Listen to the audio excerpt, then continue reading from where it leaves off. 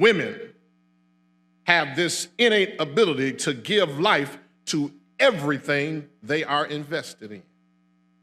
God created women to mother life in society. Life is expressed in many other forms, not just birthing a child. Some mothers never birthed a child, but have cared for and comforted everybody else's children that they possibly could get under their loving wings. No matter who tries to shut a woman out, life is not the same without the mothering nature of a woman. Far too many mothers have had to deal with the reality of their children being taken away from them. The Bible is full of narratives that shares this harsh reality of mothers losing their children to every possible tragedy imaginable. From Eve to Mary, the mother of Jesus, mothers have attended the funeral services of their children. But our text today offers to us some good news. This mother is giving back her son after having an encounter with Jesus. Well, I want you to look at this angle because we needed to see that this mother is important for us to examine this morning. While this moment can be very rare in the life of many mothers across this country, it lends itself to the ideas of being connected to Jesus or being near the Lord's presence. I cannot tell you why Luke included this mother on her way to bury her child in this narrative. There is no identity for this unnamed woman. He knows this much. She is walking without a spouse. He knows that she is a widow, but he has not mentioned her name. So many mothers walk around alone in life and nobody knows their name. While her name may not be necessary to many, her inclusion in the narratives suggests some importance of her presence. I wish I had somebody here. Why include this widow and her son without giving her the right to be characteristically known by her name? I argue this with Brother Luke. Without a doubt, he is guilty of being a misogynist in this text because he mentions her condition and her situation, but he doesn't mention her name. How do you know that she's a widow if you don't know her name? Because when a woman was being identified in these times of the text, it was always referred to her husband, the wife of, the woman connected to. But in this text, Luke is guilty of omitting. And after you think about who Luke is, a physician who knows deep details. I mean, she might have been one of his clients. Matter of fact, her family could have been connected to Luke's practice, and Luke has the audacity not to mention her name. I don't have time this morning to argue with Luke or biblical scholars or feminist activists or womanist theologians, but I want you to recognize that I know that her name is essential. Here is this no-name mother walking behind her son's casket, and Jesus shows up and things are never the same anymore in her life. That's the shout cue right there. Here is the good news for women. God includes your story even if people don't mention your name.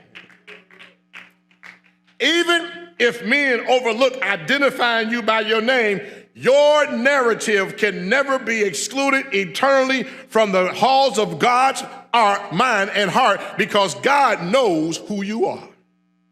Even if they don't jot down your name, God knows who you are, and the Lord has included you in this life, and that's why every woman has a reason to celebrate just being alive. Here is the exciting thing of this narrative I want to point out. Jesus makes a difference in our lives.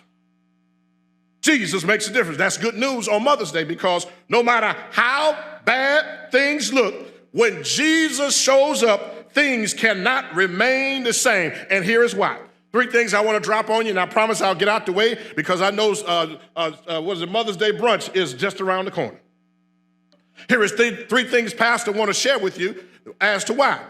There is power in the presence of Jesus.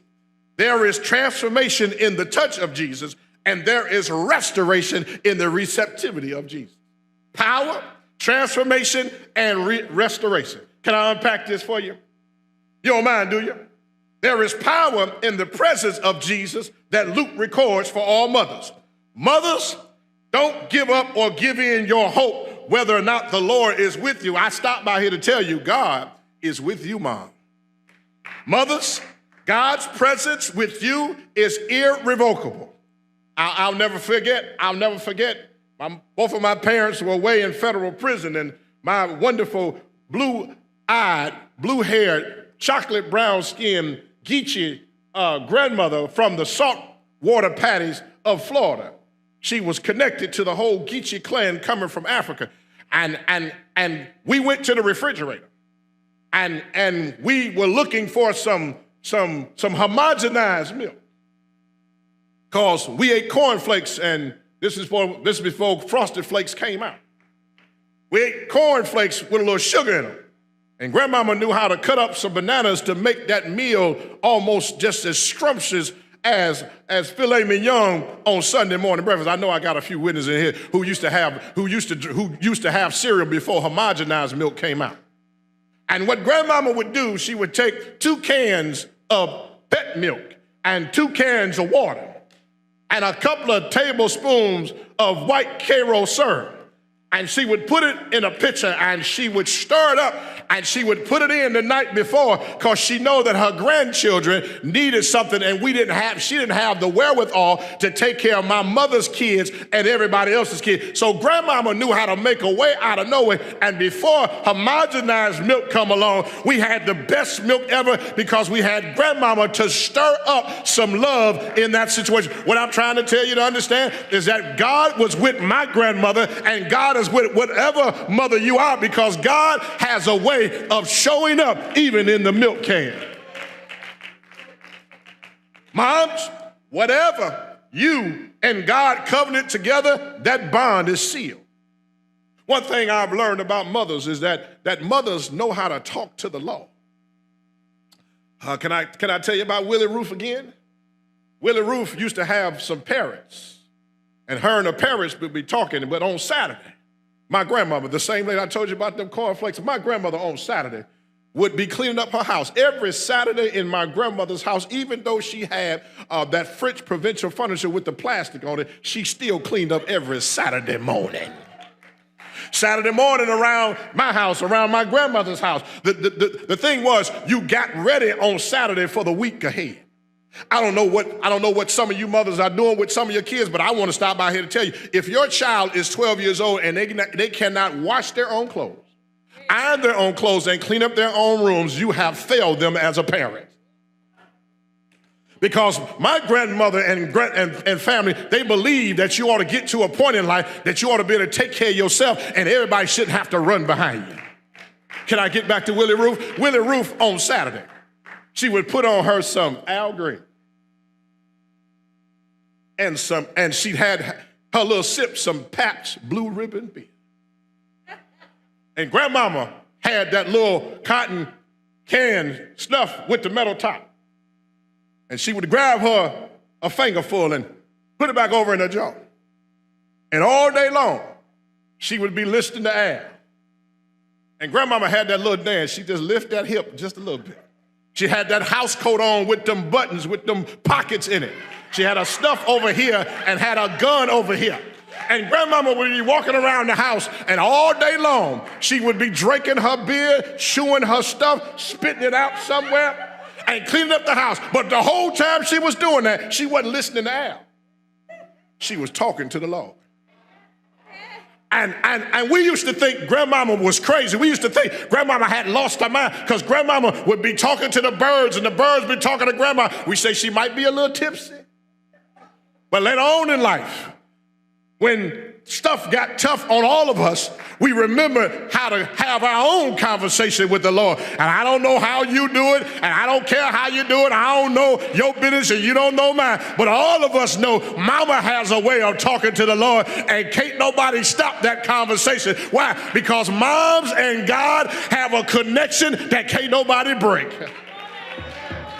I wish I had somebody who understood that's the joy of being a mother, that God makes a covenant with you and can't nobody break it.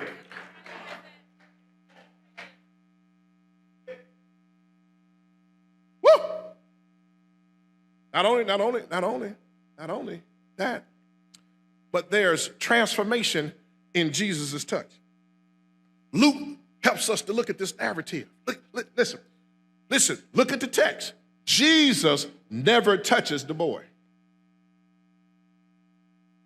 Okay? He don't even touch the casket that the boy is in. He don't touch the boy. He don't touch the casket. Let me tell you what he put his hands on. Jesus put his hands on, I wish I had time. I was running a little bit behind schedule. I wanted them to bring out the briar. We have a briar in the back in the trustee's office. Do you know what a briar is? A briar is the thing that carries the casket so you can move it around easy. We got one in the back office. What they do is instead of trying to walk it out, they put it on top of this apparatus to roll it out. You're missing your shout cue. You ain't catching me yet. Jesus don't touch the boy. He don't touch the casket. He touched the thing that's carrying the casket that has the boy inside the casket. One more time, because what? Repetition is good for what? Pedagogy. Jesus doesn't touch the boy. He don't touch the casket. He touches the thing that's carrying the casket. But why does he touch the thing that's carrying the casket? Because the people around the casket who are pushing the casket, they are already dead, and Jesus needed to resurrect the boy because he already knew society had already said he's final and ain't no hope for the child. Come in, let me bless somebody. God don't have to touch you. He don't have to touch the thing you're in, but he can touch the stuff that's getting you to where God don't want you to go. And when God gets in the picture, he can change the direction of your life. Mama, hold on to his promises. I came to work a little bit. They ain't with you today. Jesus stops the processional. Woo! Because the people who were escorting him had already died. Let me help somebody. When you are a believer in Jesus Christ, you don't hang around dead stuff. See, resurrected power says that we don't hang around dead stuff because we've already passed from death onto life. And here is what I want to help somebody to understand. Stop hanging around dead folk who want to see you dead. You need to hang around some folk who want to see you get up and have power and do exactly what the Lord has called you to do. This is what I want to say to mothers. God has not finished promising you what he said he's going to do. All he needs for you is to believe that when he shows up, things are going to change. Woo! God's touch is transformational. Good. Do I have anybody in here? Just one. Do I have anybody in here who's ever been touched by the Lord? I need 3 people. I'll make 4. Is there anybody in your situation can testify? If it had not been for the Lord putting his hands on you, you probably would have lost your mind a long time ago. If you think about all the stuff you've been through as a black woman in this world, as a woman in general, no matter your color or your skin pigmentation, when you think about the stuff that you've been through, had not the Lord put his hands on you, you probably would have cussed somebody out, shot somebody, or went upside somebody's head. But thank God he had enough power and restraint on you to hold you, because if he had not held you, you would have lost your mind a long time ago. Help me, Holy Ghost. I stopped by here to tell somebody that God's touch is transformation. Not only the power of his presence, but not only his touch is transformational, but finally, I got to get out of here. There is restoration in the receptivity of Jesus. Mothers, there is nothing beyond the reach of God's restoring ability. God can speak into your situation and bring some resurrection. For those of you who don't know me, let me introduce myself. I am a grape Kool-Aid kid. I want to thank the Garnetts for blessing me with what is called a glass pitcher. It looks just like the pitcher on the Kool-Aid. It's glass. And I put the two eyes and a smile on it when I made my first batch of Kool-Aid. But here's the problem with Kool-Aid. Sometimes the sugar in Kool-Aid goes to the bottom. And you have to stir it up to make sure you get full flavor. You missed your shout cue. I'm finna do this to you. I hate to do this to you. I hate to do this to you. The Lord just sent me by here this Mother's Day to stir some of y'all up because all of his goodness that you have experienced, that sugar that he's blessed you in your life, you let it get to the bottom. And God sent me by here to stir you up, just to remind you that everything that you have has not been all of your goodness. It's been because of the sweetness of Jesus and all that he's done for you. Every now and then somebody needs to stir you up to remind you God is still blessing you, and God is still taking care of you. God is still looking out for you. And guess what? God is still gonna do it.